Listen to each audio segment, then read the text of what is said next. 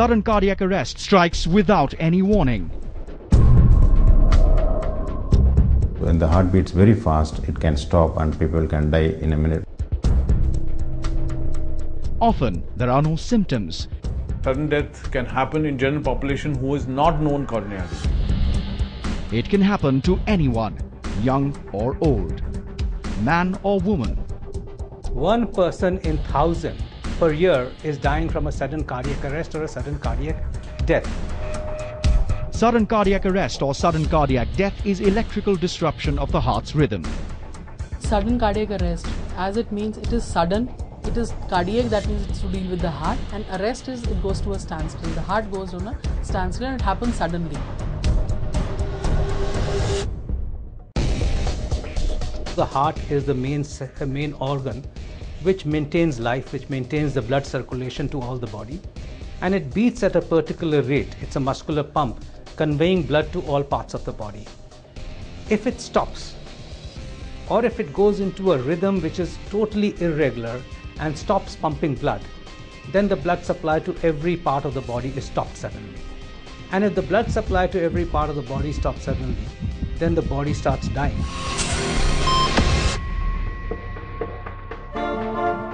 For the heart muscle to beat and pump blood, it needs an electrical signal which gives an instruction to beat. Arrhythmia occurs when those signals are too fast or too slow. So even if the heart muscle is able and ready to beat, but the electrical signal that tells the heart muscle to contract is disrupted, the blood circulation to the body stops. 27 मार्च रात को 11 बजे मैं घर पे टहल रहा था, अचानक ही फेल्ट डाउन हो गया फर्श के ऊपर और मैं बिल्कुल बेहोश हो गया।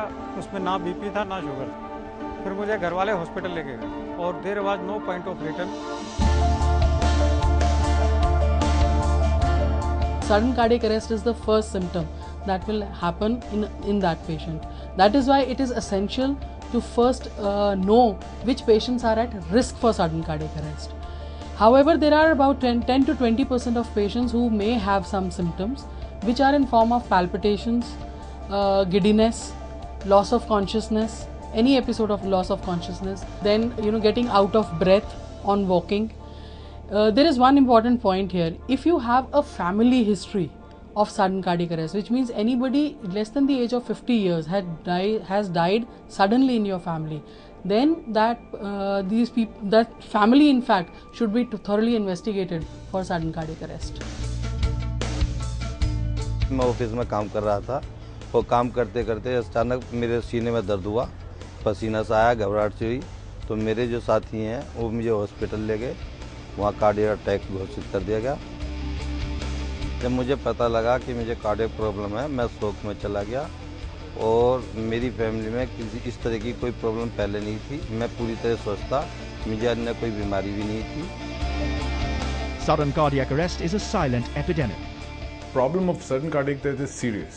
Serious in the sense, first, we can't do anything about it. If somebody dies at home or suddenly dies, no doctor can help him. It's impossible for us to get to him, to revive him and to get him to the hospital.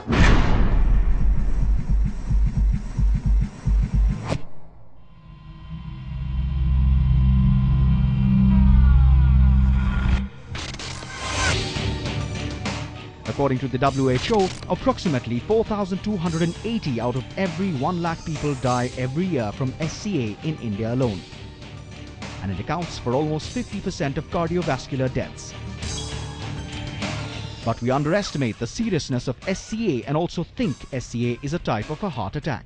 Sudden cardiac arrest and heart attacks are like apples and oranges. They're totally different. When I talk of heart attack, I am talking of a plumbing job, in the heart. That means blockages are there in the arteries of the heart which supply blood to the heart, and that is the plumber's job.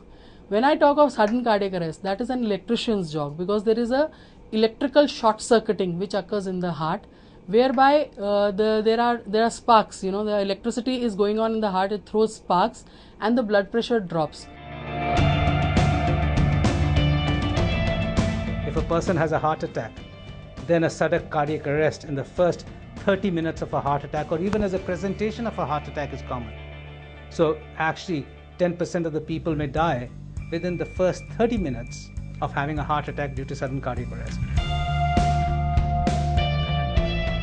That's why you hear of those instances where you've heard, including some very important people from this country who were fine one day and suddenly they collapsed the next day and were no more.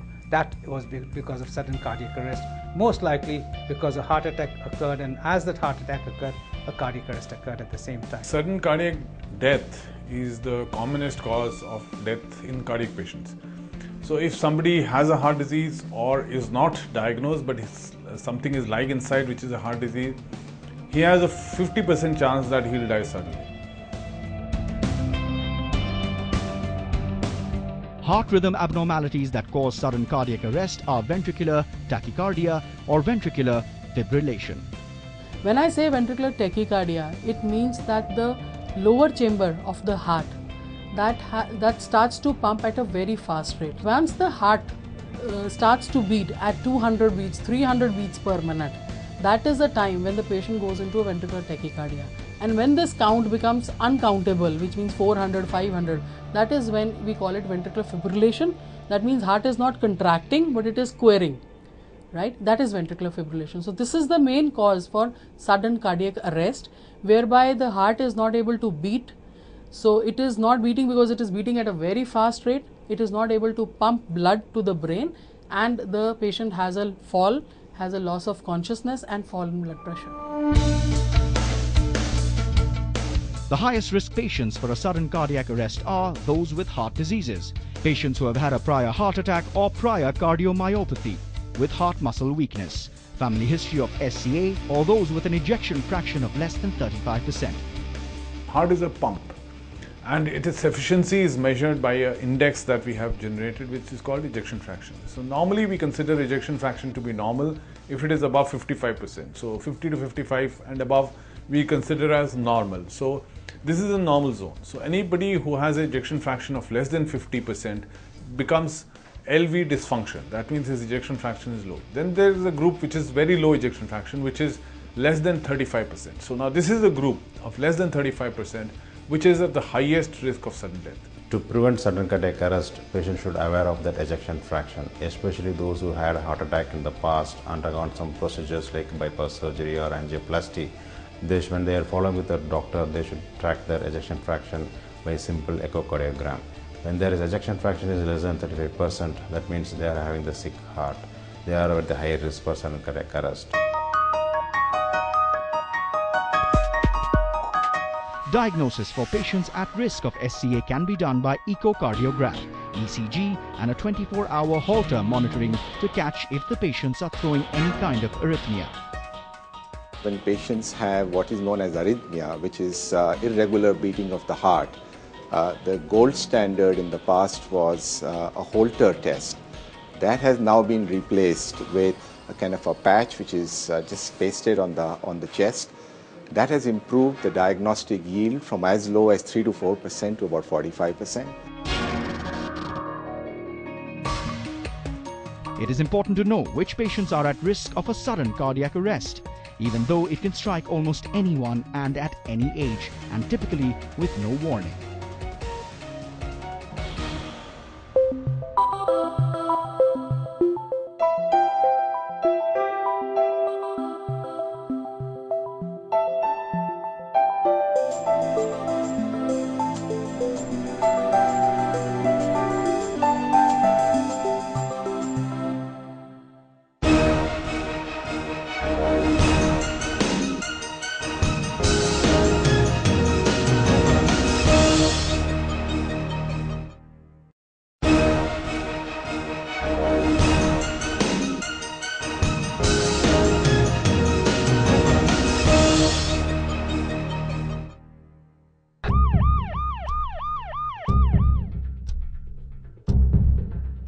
Sudden cardiac arrests can strike anyone, even people who appear healthy and have no known risk factors. And for every minute that passes without any treatment, survival chances decrease. In sudden cardiac arrest, the chance of survival comes down in every minute by 10%. So in 5 to 7 minutes, someone is not able to get attention, their chance of survival comes down below 30%. So the people cannot able to reach in our setup to the hospital in less than 5 to 10 minutes. So the chance of survival is drastically comes down. So if somebody has a sudden catastrophe at home, he just collapses at home. Now what is his chance that he will make it? It's almost 0%. I would say less than 1%. Reason being that even in the Western countries where the ambulance services reaches the patient's home in 10 minutes, still very few patients actually survive. The reason is that the body gets dead if the heart pump doesn't work for more than 10 minutes. In case the patient is having a sudden cardiac arrest in the vicinity of the hospital, or when the patient is with us in the hospital, we can treat it by giving a DC shock, because this irregular rhythm because of which sudden cardiac arrest occurs can only be treated if a DC shock is delivered as soon as possible to the patient and the normal rhythm of the patient is revived, right? However, in case the patient is not in the vicinity of the hospital, outside anywhere, the patient CPR should be started immediately in form of chest compression, mouth-to-mouth resuscitation has to be started immediately till the medical help arrives. Then DC shock can be given. But if in case you start CPR within first 6 minutes, then the life of the patient can be saved.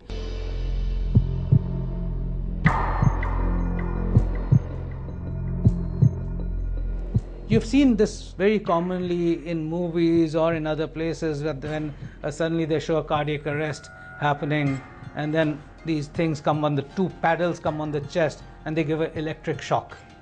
Well, that's a defibrillator. What it does is immediately converts the heart rhythm into a regular rhythm, and the heart starts again beating at an efficient 80 per minute, as opposed to a totally uncoordinated cardiac arrest rhythm, which is causing the cardiac arrest.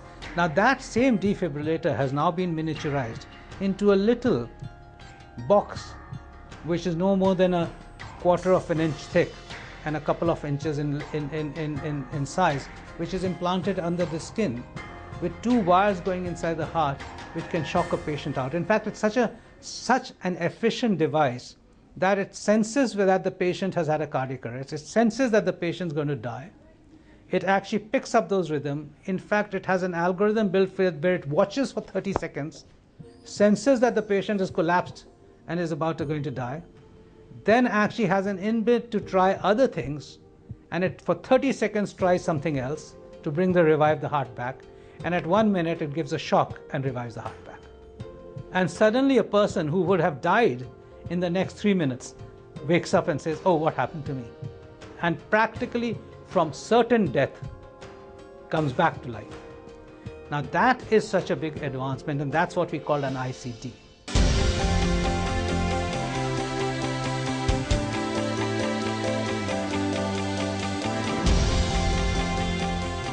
ICD implant is a very simple procedure. It's a minor surgery. So we make a small incision over the skin and place the device under the skin. We connect this device to the heart through wires. Now the purpose of this defibrillator is to sense each and every beat of the heart. There is no data to support to medication can prevent the sudden cardiac arrest. But the battery operated defibrillators, implantable defibrillators, are the best tool, scientifically proven tool to prevent sudden cardiac arrest.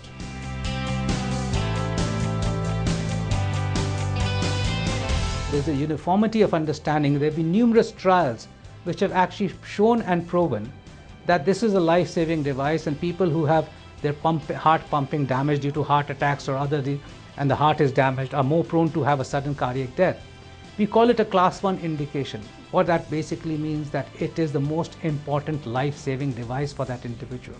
So it has become mandatory for us to advise individuals whose pumping efficiency has dropped down to 30% of less of their heart's pumping efficiency has dropped down, to advise the ICD and have it implanted. The reason for that is that while there's a proportion of patients of those ejection fractions, that the 30% who may have a sudden cardiac arrest and die, and that proportion is large, we cannot define who is that person. And because sudden cardiac arrest is a sudden cardiac death, it doesn't give us any chance. It is important and imperative for individuals to actually have this life-saving device implanted.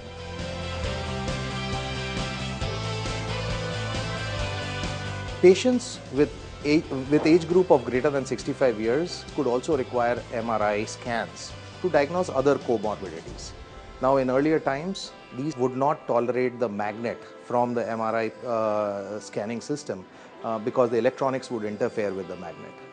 Medtronic has managed to innovate and build new technology by changing the electronics and the materials that go into these devices that are safe for MRI scans, and now you can do whole body scans with these devices. Medtronic has 99.9% performance on its devices. Now, you would not come across any technology around the world, literally any technology that performs at those rates.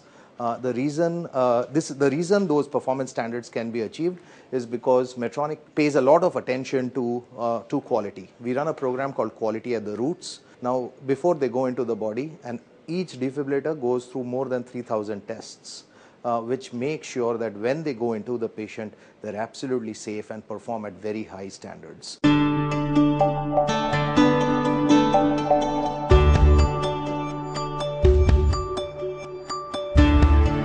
मेरे को 3 अप्रैल 2015 को ICD लग गया था। उसके बाद से मैं अभी तक आराम से काम कर रहा हूँ, अपने ऑफिस भी जा रहा हूँ, सुबह 11 बजे से लेकर शाम को 7 बजे तक काम कर रहा हूँ और उसके बाद मुझे कोई प्रॉब्लम नहीं है। सब खा पी रहा हूँ, सुबह मॉर्निंग वॉक भी कर रहा हूँ, मैं आराम से हूँ, मेरी लाइफ में कोई प्रॉब्लम नहीं है।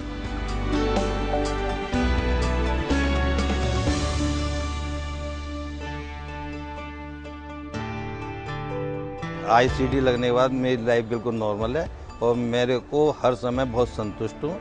डर भय चिंता मेरी सब खत्म हो गई है और मुझे लगता है कि मैं पहली वाली ज़िंदगी में दोबारा लौट आया हूँ।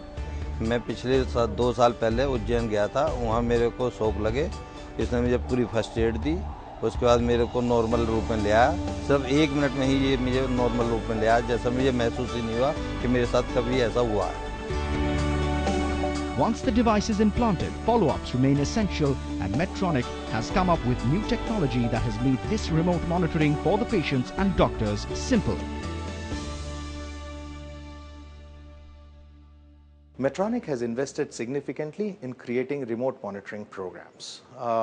So once a patient receives a pacemaker or an implantable defibrillator, the patient has to visit the doctor at least twice every year to make sure that his device is functioning properly. This would mean that the patient would have to travel from his home to the hospital, wait for the doctor, get the device interrogated, and then if there are any parameters that need to be changed, those would have to be changed. Medtronic has built remote monitoring solutions that allow the patient now to transmit from his house through his mobile phone all his critical parameters for the device, and the doctor could access this, and if he sees a problem, he can call in the patient and make the change. So the patient need not travel to the hospital like in earlier times if he carries this remote monitoring solution from Medtronic.